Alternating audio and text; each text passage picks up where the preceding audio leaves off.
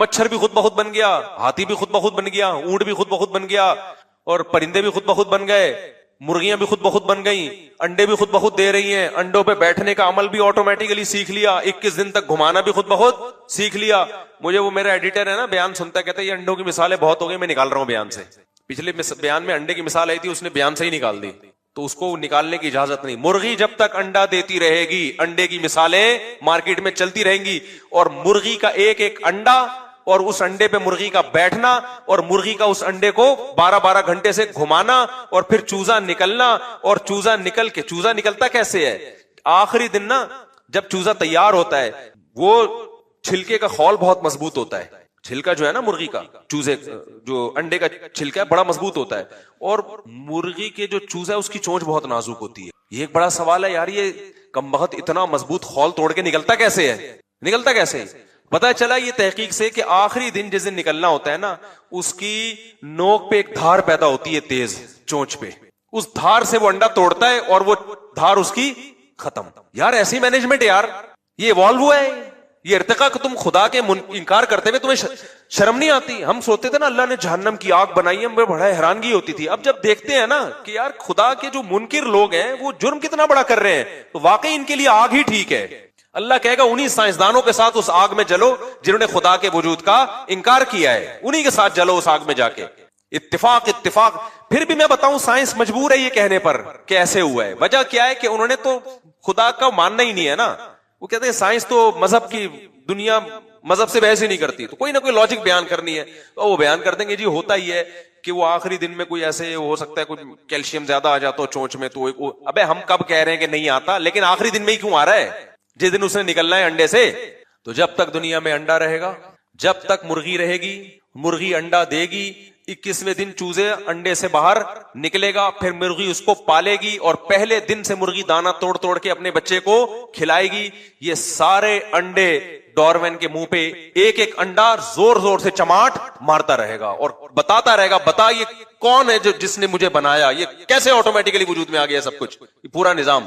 نہیں آ رہی میرا خیال ہے بات سمجھ میں. دیکھو جس کو خدا پر ایمان لانا ہوتا ہے نا, ایک ایک مثال پکار پکار کے کہہ رہی ہوتی ہے کہ مجھے کوئی پیدا کرنے والا ہے, بشرطے کہ کھوپڑی صحیح کام کر رہی ہو, دل کی آنکھیں کھلی ہوئی ہوں. اللہ کا شکر ہے میں بچپن سے یہ چیزیں دیکھتا ہوں, میں بار بار, کیونکہ میں نے 8ویں میں پڑھا تھا ڈاروین کا تھیوری, بہت زیادہ میں اس سے وہ بوکھلا گیا تھا کہ یار یہ کیا ہے, مذہب کچھ اور کہہ رہا ہے, سائنس کچھ اور کہہ رہی ہے. اس وقت سے میں نے غور کرنا شروع کیا, ایک ایک چیز کو دیکھتا تھا کہ یہ کیسے ہو گیا, یہ کیسے ہو گیا, یہ کیسے ہو گیا. میرے پاس ایک ڈاکٹر صاحب ہے, میں ان کو مرغی انڈوں پہ بیٹھی ہوئی لے جا کے دکھا دی ان کو. میں نے کہا دیکھ لے, میں نے کہا ڈاکٹر تو صرف یہ بتائے گا کہ انڈے میں کتنے پروٹین ہوتے ہیں, اچھے والے کون سے ہیں, برے والے کون سے ہیں, اور کتنے انڈے کھانے چاہیے, یہ ڈاکٹر کا ٹاپک ہے. مذہب کا ٹاپک یہ, اللہ نے ایک جگہ بھی نہیں کہا کہ انڈے میں اتنے پروٹین ہے, دودھ میں اتنے پروٹین ہے, نہ نہ. اللہ کہتا ہے کہ میں نے کہا جو میرا ٹاپک ہے, میں تو مذہبی اسکالر ہوں نا, میرا ٹاپک ہے ڈاکٹر صاحب یہ جو انڈوں پہ مرغی بیٹھی ہوئی ہے نا, ڈاکٹر سے تو میں نے انڈوں کے بارے میں نالج لے لی تھی جو اس کے پاس علم ہے کہ کتنے انڈے روزانہ کھانے چاہیے. ڈاکٹروں کی مختلف آ رہا ہے, کوئی کہتے 2 انڈے کھاؤ گے, 4 انڈے کھاؤ گے, کہتے ہیں ورزش زیادہ کر دو 6 انڈے بھی کھا لو. وہ مختلف قسم کی رپورٹیں, اب اپنی ذمہ داری پہ آپ نے کھانے ہیں, ٹھیک ہے نا, وہ ڈاکٹر سے پوچھیں. ڈاکٹرز کو ہم نے چھوڑ لیا. اب ہم نے کہا ڈاکٹر صاحب ہماری بھی کچھ فیلڈ, اب کچھ باتیں ہم آپ کو بتائیں گے انڈوں سے, آپ تو صرف انڈے کھانا کتنا ہے, چھلکے کا کیا کرنا ہے, یہی بتاؤ گے نا. قرآن اس حوالے سے انڈے پہ غور کرنے کا حکم نہیں دیتا. قرآن اس کائنات پہ غور کرنے کا حکم کسی اور نقطۂ نظر سے دیتا ہے کہ یہ خود بخود نہیں ہو سکتا. میں نے کہا مجھے ایک بات بتاؤ, یہ مرغی بیٹھی ہوئی ہے اور دوسری مرغی ہمارے دوسرے ڈڑبے میں وہ چوزوں کو پال رہی تھی. میں نے کہا اب میں نے دانا ڈالا, فوراً مرغی نے دانا اٹھا کے نا ایسے اس کو ریزہ ریزہ کر کے نیچے ڈالا تاکہ بچے کھائیں. میں نے کہا تو پہلی دفعہ اس نے بچے پیدا کیے ہیں, اس کی نہ اما نے سکھایا, باپ تو مرغا وہ لونڈا گھوم رہا ہے وہاں دیکھو آپ, اس کو تو ان چیزوں سے فرصت ہی نہیں ہے. بچے وہ تو اپنا کام پورا کر کے پتلی گلی سے نکل لیتا ہے, اس کو تو اس سے کوئی غرض ہی نہیں ہے کون پال رہا ہے, کہ اس کو تو انجوائے کر رہا ہے لائف. اس کو نہیں پتا کہ میں ہی چھری کے نیچے آؤں گا. مرغیوں کو چھوڑ دیا جاتا ہے, ذبح کون ہوتا ہے, مرغے ہوتے ہیں, اس کو تو کوئی فکر ہی نہیں ہے. اس کو نہ میں نے سکھایا نہ اس کی اما نے سکھایا. فوراً ڈاکٹر کہتے ہیں کہ اس کی جینز میں یہ چیز شامل ہے. بھائی یہ چیز کس سے آتی ہے, اس کے ڈی این اے میں یہ چیزیں شامل ہے. ابے کس نے شامل کر دی اتنی زبردست چیزیں؟ باپ اور ماں جب تک بچے کو سکھائے نہیں وہ کمبخت کچھ سیکھتے نہیں ہیں. ڈی این اے میں ہوتی ہیں چیزیں تو نہیں کر رہے ہوتے وہ. اب تو جو چیزیں اچھی ڈی این اے میں آ رہی ہیں نا اس پہ بھی عمل نہیں ہو رہا. جو آپ کا میڈیا ہے وہ سارا ڈی این اے کی 80 کی तैसे ही कर रहा है। वो सारे डीएनए हो सकता है देखना 5-10 साल में सबकी डीएनए रिपोर्टें ही चेंज हो चुकी हूं। मेरे डीएनए से मुराद जो डीएनए की रूहानी रिपोर्ट है, मादी रिपोर्टें तो चेंज नहीं होती ना, जो रूहानी रिपोर्टें वो क्या हो जाएंगी, चेंज हो जाएंगी। तो ये डीएनए में हम कब कह रहे हैं भाई इसकी जीन में ये चीज शामिल है, हम इसका कब इंकार कर रहे हैं? किसने शामिल की? खुद ब खुद। इतनी खूबसूरत यार मैनेजमेंट यार, एक एक कायनात की चीज को देखो भाई। नबी सल्लल्लाहु अलैहि वसल्लम ने फरमाया इन सब बातों का जवाब इस्लाम के पास है, इसका जवाब मेडिकल साइंस के पास नहीं है। तो ये मेडिकल साइंस का टॉपिक ही नहीं है, ये साइंसदानों का टॉपिक, ये इस्लाम का टॉपिक है जिसके लिए अल्लाह ने पैगंबरों को भेजा। नबी ने क्या फरमाया? अंतुम अअलमु बि उमूरी दुनियाकुम मिन्नी, सही मुस्लिम की हदीस, फरमाया दुनिया के मामलात तुम हमसे ज्यादा जानते हो। तो नबी ने एतराफ किया भाई दुनिया में तुम हमसे ज्यादा, तुम्हें पता है किस बीमारी में क्या खाना है, ये सब तुम हमसे ज्यादा जानते हो। इसलिए आपने फरमाया लेकिन जब दीन की बात आएगी तो फत्तकुल्लाह मस्ततातुम, जब मैं दीन के मामले में हुक्म दूं तो तुम उस हुक्म को बजा लाओ। तो इसलिए मैं इन तलबा से कहता हूं और आज की नई जनरेशन से कहता हूं कि हर चीज में आइंस्टाइन को दखल मत दो, हर चीज में उसको मत घुसेड़ो तुम। उससे भी अल्लाह सवाल करेगा कि तूने जो नेमतें मैंने तुझे दी हैं, तूने उन नेमतों में मुझे कितना याद किया, मुझे मेरे वजूद पर ईमान। अगर वो इस सवाल के जवाब में पूरा उतर गया अल्लाह उसको कामयाब करेगा, नहीं उतरा अल्लाह कहेगा मुझे इससे गरज नहीं है कि तूने क्या किया लोगों के लिए, पहले मैं हूं, सबसे पहले मैं। को याद है मुशर्रफ के दौर में नारा लगाता सबसे पहले पाकिस्तान, हर मुल्क ये नारा लगाता है ना। मुल्कों की पॉलिसी होती है भाई हमारे लिए क्या कर रहे हो, तो क्या अल्लाह की पॉलिसी नहीं होगी? हालांकि मुल्क बाज दफा इसमें जुल्म भी कर रहे होते हैं कि सबसे पहले हम, क्या मतलब दूसरे का बेड़ा गर्क कर दो। लेकिन अल्लाह ये नारा लगाने में कि सबसे पहले मैं, ये नारा लगाने में अल्लाह हक पर है, क्योंकि अल्लाह कहता है पैदा मैंने किया, कायनात को बनाया मैंने, आसमान से बारिशें मैं बरसा रहा हूं, सारा निजाम मेरा चलाया हुआ है, और तुम मुझे का इंकार कर दो भाई। इसलिए मेरे भाई हमारी नजर में, अल्लाह की नजर में, इस्लाम की नजर में सबसे ज्यादा वैल्यू इस सवाल की है कि आप खुदा पर ईमान रखते हो या नहीं रखते, आप अल्लाह की मान के चलते हो या नहीं चलते। इसके अलावा बाकी चीजें दूसरे दर्जे में है, समझते हो कि नहीं समझते हो। तो जब मुर्गियों को देखा करो ना अंडे में बैठे हुए, और वो जो मेरे बयान एडिट करता है उसको भी अंडे वाली मिसाल निकालने की इजाजत नहीं है। मुर्गी जब तक अंडा देती रहेगी अंडे की मिसालें मार्केट में आती रही, क्योंकि कल एक और मुर्गी मैंने अंडों पे बिठाई है, एक और मुर्गी बिठा दी है। हमारे पास 4-5 मुर्गियां ली थी, उससे माशाल्लाह ऐसी बरकत होती चली आ रही है, ऐसी बरकत हो रही है। वो फिर हम अच्छा मैंने रखी हुई है देसी मुर्गियां, 7-8 अंडे देके वो अंडों पे बैठ जाती हैं। अब इंसान को अंडे रोजाना ज्यादा चाहिए, तो बजाय इसके कि देसी मुर्गियां पाले, ज्यादा पाल ले। लेकिन वो क्या कर रहा है, जो मुर्गी जिसको कुदरत ने 8 अंडे देने के बाद कहा था अंडों पे बैठना, फिर चूजे निकलेंगे, मोहब्बत से उन चूजों को पालना, वो चूजे माँ की ममता और उसकी छांव में गैरत के साथ बड़े होते हैं, फिर वो एक उम्र को, जवानी को पहुंचते हैं, फिर जनाब वो फिर वही अमल दोहराते हैं, 8 अंडे दिए और ये वगैरह वगैरह। तो अब इंसान चूंकि हवस का है, उसको चाहिए रोजाना अंडे। उसने मुर्गियों की क्रॉस ब्रीडिंग कर करके मुर्गियों की नस्लों का बेड़ा गर्क कर दिया। जैसे इंसान का नस्ल का बेड़ा गर्क हो गया ना, तो ऐसे मुर्गियों का भी क्या कर दिया। अब गन पॉइंट पे रोजाना मुर्गी क्या कर रही है, अंडे दे रही। ऐसी ऐसी मुर्गियां आ रही हैं, साल में 365 दिन है, 360 दिन अंडा देगी। भैंस इतना खा नहीं रही जितना दूध निकाल रही है। तो यकीनन ये चीजें फायदे की हैं, मैं इनसे मना नहीं कर रहा, लेकिन एक बात जहन में रखो, नेचर से बगावत का कभी भी रिजल्ट अच्छा नहीं निकला। हो सकता है जो मुर्गी साल में 300 अंडे दे रही हो, वो क्वालिटी में ऐसा ना हो जैसा वो मुर्गी जो 6 महीने में सिर्फ 20 अंडे देती है। हो सकता है साइंसी तहकीक कल साबित हो जाए कि भाई उस अंडे में और इस अंडे में क्या है, बड़ा फर्क है। इसलिए जितना मुमकिन है ना अपने आप को ऑर्गेनिक चीजों पे रखो। जो टेंशन ले लिया करो मुर्गी और बकरी पालने की, इसमें नाक पे मक्खी ना बिठाया करो कि एक्चुअली मेरी पर्सनैलिटी के मैं मुर्गियों को दाना डालूं और मेरी पर्सनैलिटी के मैं मुर्गियों को, बकरियों को चारा खिलाऊं। पर्सनैलिटी या सेहत दोनों में से एक का इंतखाब कर लो। पहले जमाने में बड़े लोग जॉगिंग नहीं करते थे, एक्चुअली हमारी पर्सनैलिटी है, हम तो खरामा चलते हैं। जब डॉक्टरों ने बोला ना हार्ट अटैक से बंदे बनना शुरू हो गए, तो चड्डियां पहन के दौड़ रहे हैं पार्कों में, पर्सनैलिटी की एक तरफ। मैंने बाज ऐसे नेक लोग देखे हैं, वो बहुत पुरवकार जिंदगी गुजार रहे होते हैं, उनके मुरीदीन होते हैं, शेख साहब जा रहे हैं, हजरत जी आगे आगे खरामा। जैसे पहले जमाने में दुल्हन रुखसत होती थी ना, बड़ी तमीज से होती थी, अब तो पहुंच के फोन करती थी, अब्बू मैं आ गई हूँ, आप बताइए कल आ जाऊंगी मिलने के लिए। तो जैसे दुल्हनें नहीं पहले चलती थी बड़ी तमीज से, ऐसे ही बाज हमने देखे हैं नेक लोग होते हैं, ऐसे खरामा चल रहे होंगे, एटीट्यूड बड़ा तमीज, लोग समझते दम करवा रहे हैं, वो होते कोलेस्ट्रॉल के डब्बे बन जाते हैं थोड़े दिनों में ना। वो फितरत थोड़ी देखती है भाई कि तुम नेक हो या बुरे हो, क्या ख्याल है। تمہاری عزت خراب ہو جائے گی تیز چلنے سے یا دوڑنے سے. نیچر ان چیزوں سے متاثر نہیں ہوتی, نیچر تھوڑی متاثر ہوتی ہے ان چیزوں سے. تو نتیجہ کیا نکلا کہ وہ اللہ معاف فرمائے کیا کیا ہو رہا ہے مارکیٹ میں. اب میں کیا کہہ سکتا ہوں, بیمار ہو گئے, ہارٹ اٹیک ہو گیا, ڈاکٹر نے بولا چل بھائی بھاگو. اب ان کو شرم آ رہی ہے, مرید کیا بولیں گے, یار ہم بھاگ رہے ہیں, اتنے بڑے بزرگوں کے بھاگ رہے ہیں. تو اس لیے شروع ہی سے نا یہ بزرگی کا لبادہ انسان رکھے ہی نہیں. مجھ سے لوگ آ کے پوچھتے ہیں آپ سنا ہے بڑے اللہ والے, میں نے کہا بھائی ہم آپ جیسے ہی مسجد, ہو سکتا ہے تھوڑے سے آپ سے اچھے, ہو سکتا ہے تھوڑے سے آپ سے برے ہوں, ہمیں تو پتہ نہیں ہماری بخشش ہوگی کہ نہیں ہوگی. تو زیادہ نیک بننے کی ضرورت اس زمانے میں ہے ہی نہیں.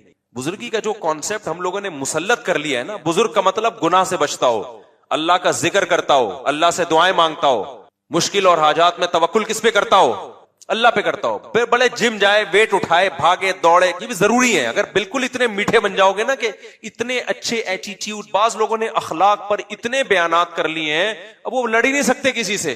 وہ لڑیں گے ان کی ویڈیو وائرل ہو جائے گی, دیکھو پھڈا کر رہا ہے. ہمیں تو کہتے ہیں اتنے اچھے اخلاق, خود ہم نے اتنے اچھے اخلاق کبھی بیان ہی نہیں کیا. ہمیں پتا ہے یار کل ہمارا بھی جھگڑا ہو سکتا ہے.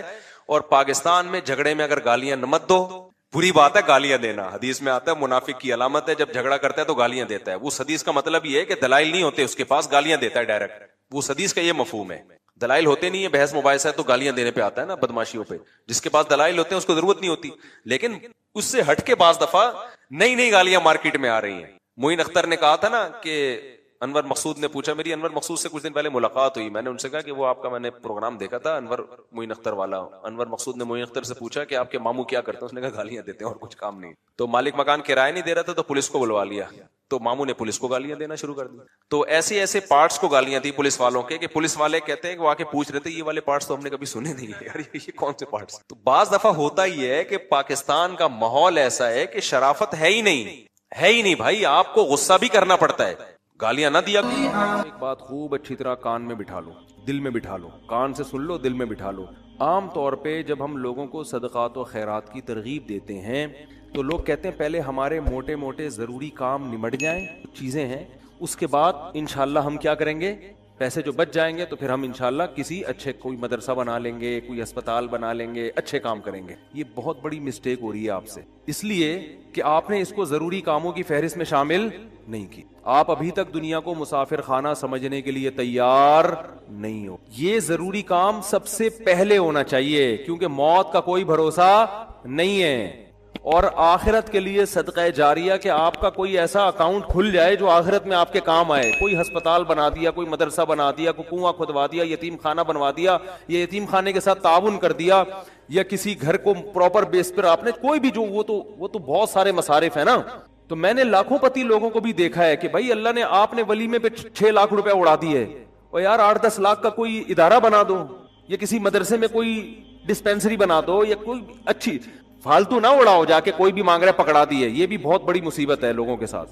اب جیسے وہ عرب کا جو شیخ ہے نا, جو اس بھکاری اس کے ماں باپ کو دعائیں دے رہا تھا اور یہ پیسے دے رہا تھا, تو میں اس عرب کے پاس ہوتا, میں کہتا آپ صدقہ کریں مگر ایسے ہی نہیں کسی کو پکڑانا شروع کر دیں, کیونکہ اس سے جو مستحق ہوتے ہیں ان کا حق مارا جاتا ہے. آپ یہ دیکھیں کہ یہ واقعی مستحق بھی ہے یا نہیں ہے, ورنہ وہ کوئی بھی دعائیں دے کے پیسے نکالنا شروع کرے گا. نکال, ٹھیک ہے اس کا جذبہ اچھا تھا, اللہ کرے اس کے ماں باپ کی مغفرت ہو گئی ہو, لیکن اصول جو شریعت نے بتایا ہے کہ پیسہ اللہ کی بہت بڑی نعمت ہے اور نعمت کو ضائع کرنے کی اجازت نہیں ہے. بہت سوچ سمجھ کے آپ نے خرچ کرنا ہے کہ مخلوق کو فائدہ زیادہ سے زیادہ ہو.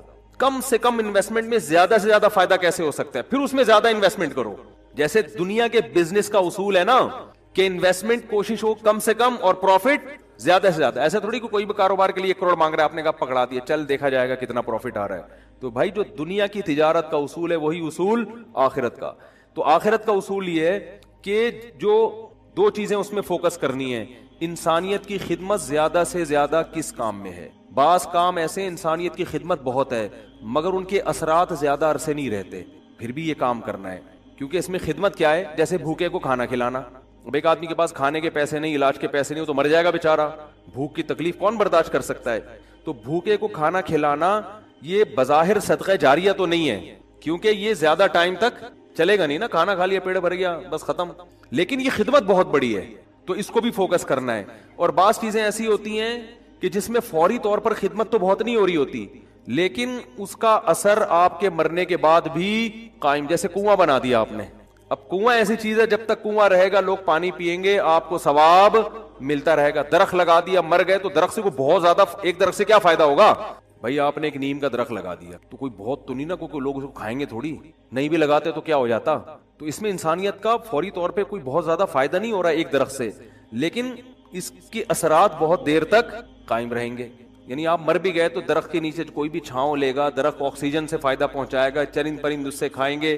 تو آپ صلی اللہ علیہ وسلم نے فرمایا, صحیح مسلم کی حدیث ہے, جس نے درخت لگا کے مر بھی گیا تو جب تک درخت رہے گا اس کو ثواب ملتا رہے گا. تو اس میں فائدہ تو کم ہے لیکن دیر پا ہے, مرنے کے بعد بھی یہ عمل چلتا رہے گا. تو ان دو قسم کی چیزوں کو فوکس کرنا ہے. اور کچھ چیزیں ایسی ہیں جس میں جسمانی فائدے کے ساتھ دینی فائدہ بھی, جیسے دینی مدارس. دینی مدارس کو سپورٹ کرنے کا فائدہ کیا ہوتا ہے؟ غریب طلبہ کو کھانا بھی ملتا ہے, علم بھی ملتا ہے, وہ عالم بن کے دنیا میں کام کرتے ہیں. تو صدقہ جاریہ بھی, مرنے کے بعد وہ علماء جو کام کریں گے پھر آگے ان سے جو ہدایت پھیلے گی, پھر وہ لوگ آگے جو تبلیغ کریں گے, تو جب تک اسلام باقی رہے گا آپ کو ثواب ملتا رہے گا. لیکن اب یہ بھی نہیں کہ کسی بھی مدرسے میں اٹھا کے دے دو, سوچ سمجھ کے کون کام کر رہے ہیں, کون ویژنری لوگ ہیں, کون بہت, اس میں پھینکنا نہیں ہے میرے بھائی. جیسے دنیا کی تجارت میں پیسہ پھینکا نہیں جاتا, بہت سوچ سمجھ کے. کوئی بھی آپ کے پاس آئے بولے 1 لاکھ روپے دو, میں پیسے کما کے آپ کو ہر مہینے 6,000 روپے دیا کروں گا, آپ پکڑا دو گے؟ ہیں انکوائری کرو گے بھائی 1 لاکھ کہاں, کون سا کاروبار آ گیا جس میں 1 لاکھ پہ آپ مجھے 10,000 دو گے یا 6,000 دو گے؟ وہ بتائے گا یہ ہے, اچھا مجھے دکان دکھاؤ چل کے. پھر جب آپ کو دکان دکھائے گا تو آپ کہو گے جب 1 لاکھ پہ آپ 6,000 کما سکتے ہو تو اپنے ہی لگا لو. ہیں کیا خیال ہے بھائی؟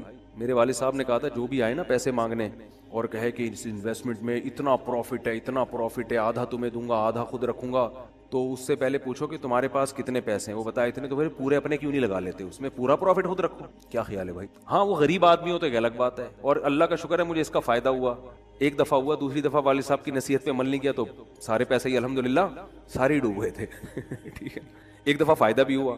ایک صاحب جو ایک بڑے پوش ایریا میں رہتے تھے, میں چونکہ اس ایریا کا نام لوں گا تو کہیں ایسا نہ وہ سمجھ جائیں, لیکن قصہ پرانا ہو گیا وہ نہیں سمجھیں گے, پھر بھی احتیاط یہی ہے کہ نام نہ لیا جائے. مالدار علاقے کے تھے, مجھے کہنے لگے کہ میں یہ کاروبار کرنا چاہتا ہوں. اچھا اس ایسے ایریا میں رہتے تھے کہ مجھے پتا تھا اتنے پیسے تو ان کے پاس ہوں گے ورنہ اس ایریا میں رہ نہیں سکتا آدمی. اب ایک آدمی ڈیفینس, ایک مثال دے رہا ہوں ڈیفینس کی, ڈیفینس میں رہتا ہو اور کہ میری تنخواہ 10,000 روپے, تو آپ کہو گے بھائی 10,000 والا ڈیفینس میں نہ کرائے پہ رہ سکتا ہے اور اپنا گھر ہو تو سوال ہی پیدا نہیں ہوتا, یہ کروڑوں کا تو نے گھر کیسے خرید لیا 3 کروڑ کا ہے بھائی؟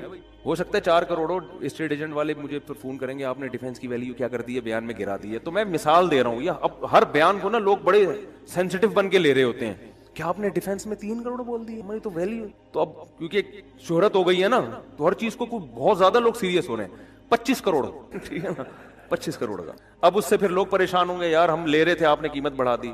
تو بھائی یہ محض ایک مثال ہے, مجھے نہیں پتا ڈیفینس میں قیمتیں کیا چل رہی ہیں, تو کچھ بھی لگا لو قیمت. تو آپ نے کیا کیا, بات کیا چل رہی تھی, ہاں بندہ میرے پاس آیا, رہتا پوش ایریا میں, مالدار علاقے میں, مجھے کہنے لگا آپ مجھے پیسے دو, میں یہ چیز خرید کے بیچوں گا, آدھا پروفٹ آپ کا آدھا میرا. تو مجھے ابا کی بات یاد آ گئی. میں نے کہا جو اتنے انویسٹمنٹ آپ مجھ سے کروا رہے ہو تو یہ چیز آپ خود خرید کے بیچ دو پورے پیسوں کی, پورا پروفٹ آپ کا, مجھے آدھا کیوں دے رہے ہو؟ انویسٹمنٹ جو مجھ سے کروا رہا ہے اور آدھا پروفٹ دے رہا ہے, اس کا مطلب وہ رسک لینے کے لیے تیار نہیں ہے. بولے ڈوبیں تو اس کے ڈوبیں, اس کا مطلب آپ کو خود پتا ہے کہ یقینی پروفٹ نہیں ہے. سمجھتے ہو کہ نہیں سمجھتے؟ تو کسی کو پیسے دینے سے پہلے جیسے انکوائری کرتے ہو نا, صدقہ خیرات سے پہلے بھی ایسے انکوائری کیا کرو, کیونکہ آپ کے پاس لامحدود رقم نہیں ہے. غیر مستحق کو دینے کا سب سے بڑا نقصان یہ کہ مستحق لوگ رہ جاتے ہیں. لوگ کہتے ہیں کسی غیر مستحق کو چلا گیا تو کیا ہے, او بھائی پھر اتنے پھر مستحقین رہ جائیں گے اس سے. اور ثواب کمانا ہے نا تو ثواب تو جب ہی ملے گا جب آپ کا پیسہ صحیح جگہ پہ جائے گا. جو غیر مستحق ہو اس کو ہدیہ دے دیا کرو بھائی دوستی یاری میں, کہ چل یار گفٹ ہے. بات آ رہی ہے سمجھ میں؟ تو یہ میں اہم پوائنٹ کی بات بتا رہا ہوں کہ 2 جگہ خرچ کرنا ہے, ضرورت اور دوسرا جس کا اثر دیر پاؤ. صدقہ جاریہ بھی اچھی چیز ہے اور انسانیت کی ضرورت پوری کرنا. آپ کہہ سکتے ہیں یار ایک بھوکے کو کھانا کھلا دیا پیٹ بھر گیا تو وہ تو بس ایک ثواب مخصوص مل گیا تو اب تو ختم نا, صدقہ جاریہ تو قیامت تک رہتا ہے. یہ اس لیے بتا رہا ہوں کہ ہم بعض دفعہ لوگوں کو بتاتے ہیں کہ یار یہ دیکھو یہ غریب ہے, اس کو بیوہ ہے, اس کے گھر میں راشن ڈال دو, کہہ رہے ہیں نہیں ہم تو صدقہ جاریہ چاہتے ہیں. تو یاد رکھو صدقہ جاریہ کے اپنے فضائل ہیں کہ وہ چلتا رہے گا آپ کا, لیکن بھوکے کو کھانا کھلانے کے, اس کی ضرورت پوری کرنے کے اپنے, وہ ثواب تھوڑا ہے لیکن وزنی بہت ہے. وزنی کیسے؟ حدیث میں آتا ہے قیامت کے دن اللہ اعلان کریں گے جب میدان حشر ہوگا نا، بہت سختی کا دن ہوگا، تو اللہ اعلان کریں گے کہاں ہیں وہ لوگ کہ جب میں بھوکا تھا تو انہوں نے مجھے کھانا کھلایا، میں پیاسا تھا تو انہوں نے مجھے پانی پلایا، آج ان بھوکوں کو میں کھلاؤں گا کیونکہ انہوں نے مجھے کھلایا تھا۔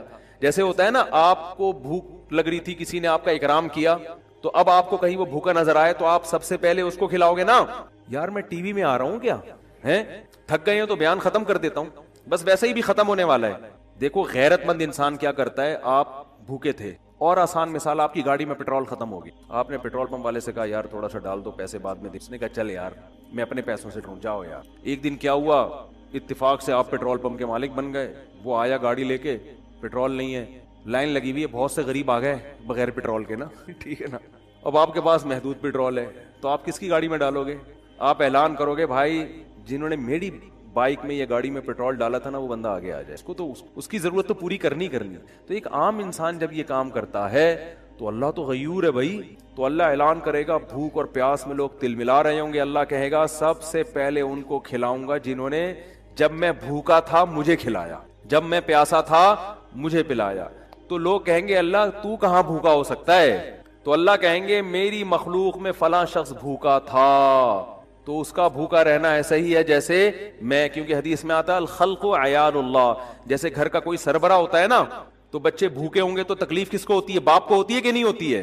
تو آپ صلی اللہ علیہ وسلم نے فرمایا اللہ کی مخلوق بھی ایسے جیسے اللہ کے اہل و عیال، اللہ کا تو اہل و عیال نہیں ہوتے لیکن مثال دی ہے، ایسے ہی ہے، اللہ کو ان کی فکر ایسے ہی ہے۔ وہ الگ بات ہے بہت سے بھوکے مرتے ہیں، یہ اللہ کی تقدیر ہے، یہ اللہ کی حکمت ہے، دنیا کو اللہ نے ایسے ہی چلایا ہے کہ کسی کو ملے گا کسی کو نہیں ملے گا، یہ اب اس میں تو اللہ سے نہیں الجھ سکتے، لیکن اللہ اعلان کرے گا کہ میری مخلوق میرا خاندان تھی، گویا کہ اللہ کا خاندان نہیں ہوتا، یعنی میرے ماتحت تھی، اور میں لوگوں کے ذریعے لوگوں کو کھلاتا ہوں، تو جب میں بھوکا تھا تو فلاں کا بھوکا ہونا ایسا ہی ہے جیسے میں بھوکا۔ تو اس سے پتہ چلتا ہے کسی بھوکے کو کھانا کھلانا ایسے جیسے آپ کس کو کھلا رہے ہو؟ اللہ کو۔ تو اگرچہ یہ صدقہ جاریہ نہیں ہے لیکن بھائی ایک نیکی ہے، لیکن یہ وزنی بہت زیادہ ہے، تو ان دونوں مدوں میں خرچ کیا کرو۔ کرو گے کب؟ لوگ کہتے ہیں اچھا ٹھیک ہے، وہ ایک دو کو تو کھلا دیتے ہیں، جو بڑا اماؤنٹ جو ہے نا، جیسے اپنی شادی بیاہ پہ خرچ کرتے ہیں، گاڑیوں پہ خرچ کرتے ہیں، مکان پہ خرچ کرتے ہیں، اس ٹائپ کا اماؤنٹ اللہ کے لیے خرچ، اللہ کے لیے بس وائپر والے کو اب 20 ریٹ تھوڑے بڑھ گئے ورنہ 5 پہ چل لیتے، پھر کھلا مانگ بھی رہے ہوتے تھے وہ۔ پھر کیا مانگ رہے ہوتے تھے؟ ایک آدمی نے کسی فقیر سے کہا، ایک فقیر کسی آدمی کے پاس آیا کہ اللہ کے نام پہ نا پتہ نہیں کچھ چائے پلا دو یا کچھ کھانا کھلا دو، تو اس نے 100 کا نوٹ نکالا، بولا کہ 50 روپے ہیں؟ اس نے کہا ہاں، اس نے کہا 50 روپے دے گا واپس لے گا، اس نے کہا پہلے وہ اس سے پی لو جا۔ یہ بھی لوگوں کو جانچنے کا ایک، بھائی بھکاری سے بولے جی پہلے وہ پیسے تو خرچ کرنا تھے تیرے پاس ہیں، یہ بھی ایک طریقہ، بڑا خاندانی طریقہ ہے یہ، ٹھیک ہے نا۔ تو کیا بات کر رہے تھے؟ اصل میں آج میں اتنا صبح سے گھوم رہا ہوں نا، آج میں 1 منٹ کے لیے نہیں بیٹھا ہوں، صبح سے یہ کام وہ کام، ادھر ملاقات، ادھر جاؤ، فلاں ملتان سے آئے، فلاں کھانے وال سے آئے، فلاں جماعت آئی ہوئی ہے، فلاں یہ ہو رہا ہے، کھوپڑی سارا دن گھوم گھوم کے نا جب بیان میں بیٹھتا ہوں تو وہ اتنے مختلف قسم کے سگنل آ رہے ہوتے ہیں کہ اس کو گچی سے پکڑنا کیا ہوتا ہے، بہت مشکل ہوتا ہے کہ یار پوائنٹ سے ہٹے نہیں۔ تو ہاں میں یہ عرض کر رہا تھا، جلدی سے بات سمیٹ کے ختم کرتا ہوں، کہ لوگ یہ کہتے ہیں کہ پہلے موٹے موٹے کاموں سے فارغ ہو جائیں، یہ بھی، اس کے بعد جب بچا کے بڑھاپے میں بالکل اینڈ میں جا کے اتنے پیسے کسی مدرسے کو دے۔ نبی صلی اللہ علیہ وسلم نے فرمایا انسان ساری زندگی، حدیث کا مفہوم ہے، مال جمع کر کے رکھتا ہے اور کہتا ہے کل خرچ کروں گا، کل خرچ کروں گا، کل خرچ کروں گا، پھر جب بڑھاپا آتا ہے کہتا ہے یہ فلاں کے لیے اور یہ فلاں کے لیے۔ فرمایا وقت کان علی فلان، اب تو وارثوں کا حق اس پہ ہو گیا، اب تو وارث کہیں گے ابا ہمیں محروم کرنے کے لیے، اپنی تو ساری عیاشی ابا نے کر لی، اب جب ابا کا انا للہ ہونے والا ہے، دنیا سے جانے والے ہیں، اب بچوں کو نظریں ہوتی ہیں دو دکانیں ابا کی میرے حصے میں آئیں گی، چلو ابا سے ایسی لالچ تو نہیں کرنی چاہیے، لیکن بہرحال پتہ ہے کہ یار چلو ابا نے بنائی اب ہمارے کام آئیں گی۔ اب ابا کیا کر رہے ہیں؟ فلاں 2 دکانیں مدرسے کو دے دو، فلاں فیکٹری کو دے دو، یتیم خانے کو دے دو، تو اس میں نقصان کس کا ہو رہا ہے؟ کیونکہ اب تو ابا کو ضرورت نہیں ہے، تو نہ کرنے سے یہ بھی پھر بھی بہتر ہے 1/3 کے اندر کہ بچوں کو نقصان نہ ہو۔ اگر بچوں کو نقصان ہو رہا ہے پھر تو یہ بالکل صحیح نہیں ہے۔ حدیث میں آتا ہے کہ آخر عمر میں نا اس طرح سے صدقہ کر دینا کہ بچے دوسروں کے محتاج بن جائیں، آپ صلی اللہ علیہ وسلم نے اس کی اجازت نہیں دی ہے۔ لیکن اگر بچوں کے لیے اتنا چھوڑ کے جا رہے ہو آخر عمر میں کہ وہ اپنے پاؤں پہ اچھی طرح کھائیں گے پیئیں گے، تو پھر 1/3 آپ صدقہ بھی کر سکتے ہیں، جائز ہے اور اس کا بھی ثواب ملے گا۔ لیکن میرے بھائی یہ خاندانی صدقہ، اس لیے کہ آپ نے تو بھرپور عیاشی کر لی نا، آپ کی تو 4 شادیاں معذرت کے ساتھ ہو گئیں, ایک جس کی ہو گئیں ان کی بات کر رہا ہوں, اور آپ کی تو جناب یہ بھی ہو گیا وہ بھی ہو گیا, سارے کام ولیموں پہ بھی اڑا دیا اور انویسٹمنٹ بھی دبا کے کر لی, کاروبار بھی ہو گیا, سب کچھ مزے تو اڑا لیا نا آپ نے. تو یہ نبی کی نظر میں افضل صدقہ نہیں ہے. افضل صدقہ یہ ہے, آپ صلی اللہ علیہ وسلم سے صحابی نے پوچھا یا رسول اللہ سب سے بہترین صدقہ کون سا ہے؟ آپ نے فرمایا وہ صدقہ ہے تأمل الغنا وتخشى الفقر, تمہیں امید ہو کہ اگر یہ پیسہ میں نے صدقہ نہیں کیا تو اس سے ڈبل بنا سکتا ہوں, پیسے سے پیسہ کما سکتا ہوں, یہ امید ہو, اس حال میں پیسہ صدقہ کرو. اور یہ بھی ڈر ہے کہ اگر کر دیا تو فیوچر میں غریب نہ ہو جاؤں. اس ملی جلی کنڈیشن میں جو صدقہ ہوگا نا وہ کیا کہلائے گا؟ خاندانی صدقہ. سمجھ میں نہیں آ رہی بات؟ تو اس لیے صدقات و خیرات میں یہ نہیں کہہ رہا, یہ تو حدیث میں بھی منع ہے کہ اتنا کر دینا کہ کل لوگوں کے محتاج بن جائیں, یہ تو جائز ہی نہیں ہے نا, کہ اپنے ضروری جو بیوی بچوں کے ہیں وہ تو بہرحال, لیکن صرف اتنا کر لیں کہ آپ جب یہ کہتے ہیں نا کہ میرے یہ چند ضروری کام ہو جائیں تو پھر میں یہ کروں گا, یہ الفاظ غلط ہیں. آپ یہ کہیں کہ میرے چند ضروری کاموں میں ایک اہم ترین کام یہ بھی ہے, تو یہ والا کام بھی ان ضروری کاموں کی طرح ترجیحی بنیادوں پہ کرنا ہے, اور یہ چند ضروری کام جن میں یہ بھی ہو جائیں تو پھر میں کیا ہو جاؤں گا؟ فری, پھر میری مرضی میں جہاں چاہے صدقہ کروں. بہت مشکل ہے بات سمجھ. تو بڑی انویسٹمنٹ جیسے بزنس پہ کرتے ہیں, بڑی انویسٹمنٹ جیسے شادی پہ کرتے ہیں, بڑی انویسٹمنٹ جیسے اپنے بچوں کی ایجوکیشن پہ کرتے ہیں, ایسے ہی ایک آدھ بڑی انویسٹمنٹ آخرت کے لیے بھی کرنی چاہیے. سمجھا پا رہا ہوں اپنی بات؟ لیکن وہ خاندانی انویسٹمنٹ ہو, مرے تو پتہ چلے کہ یار ایک ہسپتال ہے چل رہا ہے بھائی غریبوں کے لیے. سمجھتے ہو یا نہیں سمجھتے ہو؟ دیکھو گورے بھی بڑی بڑی انویسٹمنٹ کرتے ہیں لیکن ان کا کوئی بچوں کا ان پہ ٹینشن نہیں ہوتی نا, نہ بیوہ کا خیال ہے ان کو, نہ بچوں کا خیال ہے. آپ کے لیے صدقہ کرو گے ثواب ملے گا, کیونکہ آپ تو پوری فوج چھوڑ کے جا رہے ہو. اگر میرے بیان سنتے ہو, کیا خیال ہے؟ پوری فوج ہے آپ کی, تو دونوں. اور پھر عجیب بات ہے, آپ نے اس نیت سے نہیں کرنا کہ ریٹرن ملے گا, اسی نیت سے کرنا ہے کہ میں نے جو خرچ کیا وہ گیا, ختم, بس دنیا میں نیکی کر دریا میں ڈال. لیکن ویسے میں ایک جنرل نالج کے لیے بتا رہا ہوں کہ اللہ ڈبل کر کے دیتا ہے واپس, بلکہ اور بڑھاتا ہے, پھر دیتے جاؤ گے بڑھاتا جائے گا, دیتے جاؤ گے حدیث میں آتا ہے ما نقصت صدقۃ من مال, صدقے سے مال میں کبھی بھی کمی نہیں ہوتی نہیں ہے. لیکن آپ نے یہ نیت نہیں کرنی, آپ نے یہ نیت کرنی ہے کہ میں دے رہا ہوں اور مجھے نقصان نہیں ہوگا اس کا, میرا کاروبار بھی کم ہو جائے گا اور میرے گھر میں بھی تھوڑا خرچہ کیا ہو جائے گا. یعنی میری اپنی بیوی بچوں سے تو خرچہ مت روکو, ان کو نہ بھیڑ چڑھاؤ اپنے توکل کی, ٹھیک ہے نا. اپنا میری گاڑی تھوڑی سی سستی ہو جائے گی, یہ ہو جائے گا وہ ہو جائے گا, اپنے اوپر تو رکھ کے سب کچھ کرو.